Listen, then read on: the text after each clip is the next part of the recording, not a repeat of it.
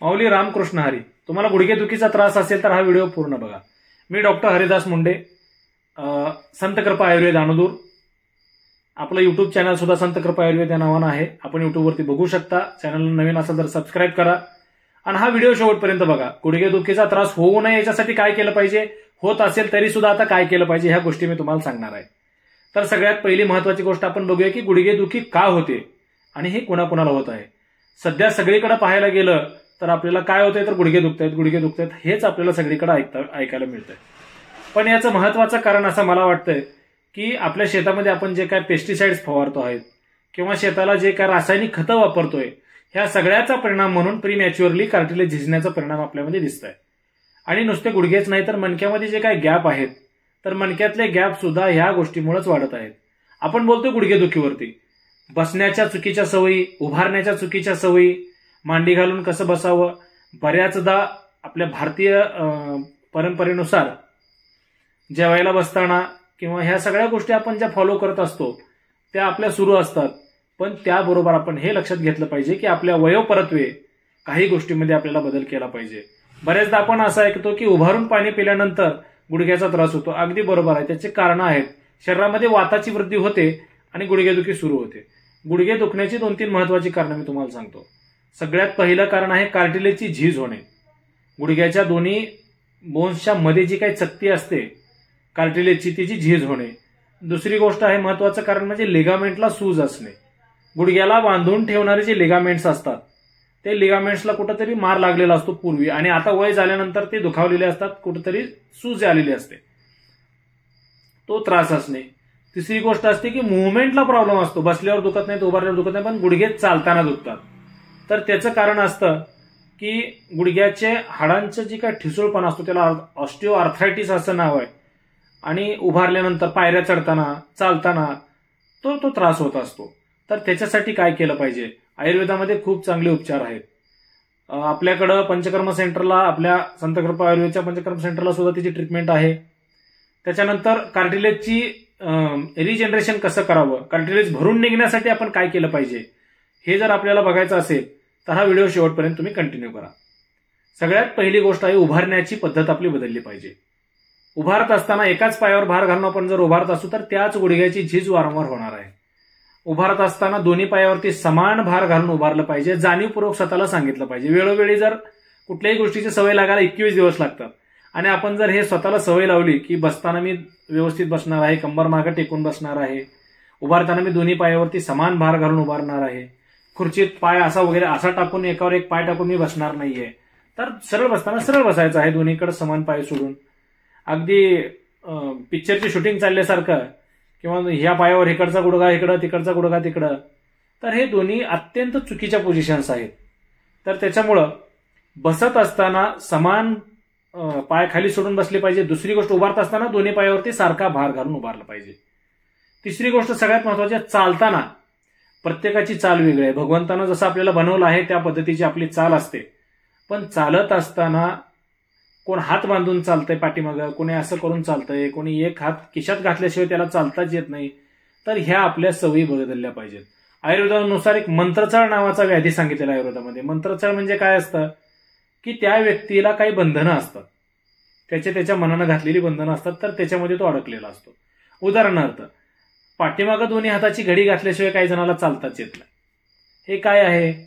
किंवा आपण जर गाणं म्हणायला लागलो तर हात हालतो आणि जर ते एखाद्या गायकाचा हात पकडला तर त्याचं गाणं थांबतं. तर हे नॅचरल टेंडन्सी आहे. पण याच्यामध्ये जर माणूस अडकत गेला, खूप अडकत गेला, तर तो मंत्रचाळ नावाच्या मानसिक आजारामध्ये अडकत जातो. त्याच्यामुळं त्या गोष्टी थांबल्या पाहिजेत. दुसरी गोष्ट महत्वाची आहे की गुडघ्यासाठी मांडी घालून बसत असताना, एकदा तुमचं 40च्या पुढे वय गेलं की तुम्ही मांडी घालून बसूच नका. आणि वज्रासनामध्ये बसू शकता तुम्ही. वज्रासनाचं काय आहे, वज्रासनामध्ये पिंढरीवरती प्रेशर पडतं. बालती मांडी घातली की पिंढरीवरती प्रेशर पडतं. पण मांडी घालून बसत असताना कमरेवर आणि गुडघ्यावर प्रेशर येतं. त्याच्यामुळं जेवायला बसत असताना सुद्धा एकतर टेबल खुर्चीचा वापर करा किंवा नसेलच टेबल खुर्ची, सरळ पाय लांबून जेवायला बसा. ह्या बसण्याच्या आणि चालण्याच्या सवयी. दुसरी गोष्ट, उभा राहून पाणी पिण्याची सवय बंद करा. समजा तुमचं फिल्टर उंचावरती आहे आणि ती घेऊन तिथंच उभारून पाणी पिताय, तिथे खुर्ची ठेवा. त्याच ठिकाणी पाणी घेऊन तिथं बसून पाणी प्या. पाणी घोट घोट अंतराने प्या, एकदम पाणी पिऊ नका. त्याचे बरेचसे फायदे तुम्हाला होणार आहेत. तुमचा पित्ताचा त्रास सुद्धा कमी होणार आहे. दुसरी गोष्ट, सगळ्यात महत्वाची गोष्ट गुडघ्यासाठी अशी आहे किंवा कमरेसाठी, तर तुमचा पूरक आहार पाहिजे. आहारामध्ये एकच डाळ आहे तीच भाकरी आहे किंवा एकच भाजी तीच भाकरी, अशा पद्धतीचा जर तुमचा आहार असेल किंवा आहारामध्ये सतत चहा तुम्ही पित असाल तर तुमच्या गुडघ्यासाठी तो खूप डेंजरस आहे. चहापत्तीमध्ये जे टॅनिन आहे ते गुडघे झिजवण्यासाठी खूप डेंजरस आहे, त्यामुळे चहा पिऊ नका. दुसरी गोष्ट, गुडघ्यावरती सूज असेल, सध्या तुमच्या गुडघ्यावर सूज असेल तर तुम्ही भात खाणं बंद करा. भात बंद करा. त्याच्यानंतर चहा आणि बेसन खायचं बंद करा. हरभऱ्याच्या डाळीमुळे काय होतं की वात वाढत असतो आणि ज्याची पित्तप्रधान वात नाडी असते त्याला 100% वाताचा त्रास पित्त वाढल्यावरच होतो.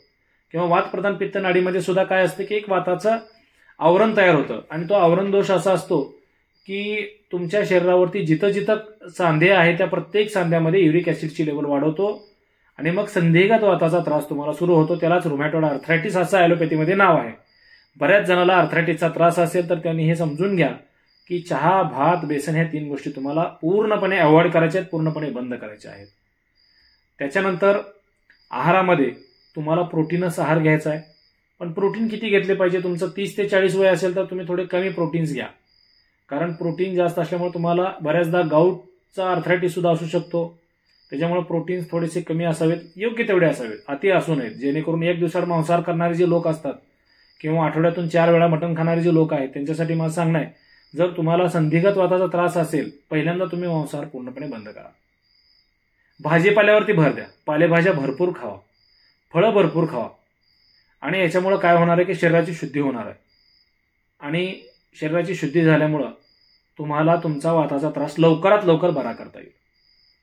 बरेचदा माझ्याकडे पेशंट येतात, म्हणतात डॉक्टर साहेब आम्ही खूप ट्रीटमेंट घेतली आहे, आम्ही अगदी ऑर्थोकडे गेलो, इकडे गेलो, तिकडे गेलो, आयुर्वेदिक पण घेतलंय, पण माझ्याकडे आलेल्या पेशंटला मी पहिल्यांदा सांगतो की बाबा तुला हे खाऊन जमणार नाही आणि काही गोष्टी तुला आवर्जून खाव्या लागतील. हे शक्य असेल तर माझ्याकडे पैसे घाल, नाहीतर घालू नकोस. आर्थरायटिसची 100% गॅरंटेड ट्रीटमेंट कोणीच करत नाही.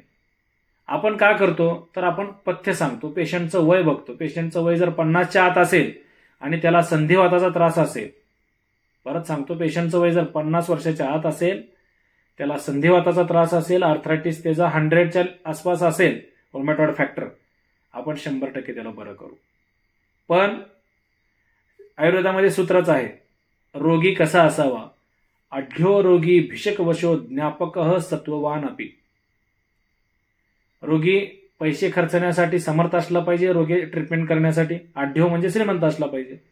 भिषक वशो म्हणजे डॉक्टरचा ऐकणारा पाहिजे. भिषक म्हणजे वैद्य, वशो म्हणजे त्याच्या वशमध्ये असलेला पाहिजे. डॉक्टरचं ऐकणारा रोगी पाहिजे. रोगी चांगल्या रोग्याची लक्षणं आहेत हे. आढ्यो रोगी भिषक वशो ज्ञापकः. ज्ञापक म्हणजे त्याला ज्ञान असावं. टोपण एक टोपण औषध पिया म्हणजे अर्धी बाटली पिणारा रोगी शाना नसतो. आढ्यो रोगी भिषक वशो ज्ञापकः सत्ववान अपि. सत्ववान म्हणजे तो सत्वगुणी पाहिजे. बाबा रे हे व्यसन करू नको म्हणल्यानंतर तो जाऊन दारू पित असेल तर तो सत्ववान आहे का? तो तमोगुणी आहे. तर त्या रोग्याला अगदी हीन रोगी असं म्हटलेलं आहे. रोग्याचे सुद्धा श्रेष्ठ, मध्यम आणि हीन असे 3 प्रकार आहेत.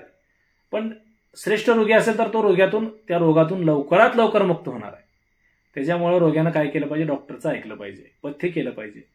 म्हणून आपण सांगतो की 50 वर्षाच्या आत जर पेशंट असेल, त्याला आर्थरायटिस असेल, गुडघेदुखीचा त्रास असेल, तर त्याचं 100% आपण ते कार्टिलेज रिपेअर करू शकतो. आणि 50च्या पुढे असेल पण त्याची फिटनेस चांगला आहे, त्याचा आहार चांगला आहे, त्याचा वर्कआउट आहे, व्यायाम आहे, चालणं आहे, 100% त्याला रिलीफ द्यायचा आपण प्रयत्न करू. 60-65च्या पुढच्या पेशंटला मात्र काही आयुर्वेदिक औषधं कायम चालू ठेवावी लागतात. तुम्ही म्हणाल मग त्याला ट्रीटमेंट आहे का नाही? आताच्या ह्या 60-65 वर्षाची जी काही माणसं सध्या आहेत, ह्यांची तब्येत खूप चांगली आहे. इथून पुढच्या काळामध्ये जे काही लोकांचं आपल्यासारख्याचे शरीर ते त्या लेवलला जाणार आहेत, अत्यंत दुरावस्था होणार आहे. माझ्याकडे पेशंट आहेत 30-35 वय आहे, 34 वय आहे आणि गुडघ्याच्या ठिकाणी पूर्ण कार्टिलेज झिजलेला आहे, इनवर्ट बेंड झालेले आहेत गुडघे. तर ह्या सगळ्या गोष्टी आपल्याकडे आहेत आणि ह्या गोष्टीसाठी मी परत सांगतो, जर कोणाला स्क्रीनवरती नंबर तर पहिल्यापासून मी दिलेलाच आहे, तो स्क्रीनचा नंबर बघून तुम्हाला फोन करू शकता. डायरेक्टली मला तो फोन येईल. दुसरी गोष्ट, तुम्ही यूट्यूबला माझं चॅनल आहे ते जाऊन चॅनल बघू शकता आणि ते चॅनल बघितल्यानंतर तुम्हाला जर वाटलं की बाबा खरोखर यांच्याकडे ट्रीटमेंट होऊ शकते तर तुम्ही नक्की या आणि तुमची ट्रीटमेंट 100% या ठिकाणी व्यवस्थितरित्या केली जाईल. परत एकदा व्हिडिओ पूर्ण पाहिल्याबद्दल धन्यवाद. डॉक्टर हरिदास मुंडे, संत कृपा आयुर्वेद, अनदूर, तालुका तुळजापूर, जिल्हा धाराशिव. रामकृष्ण हरी.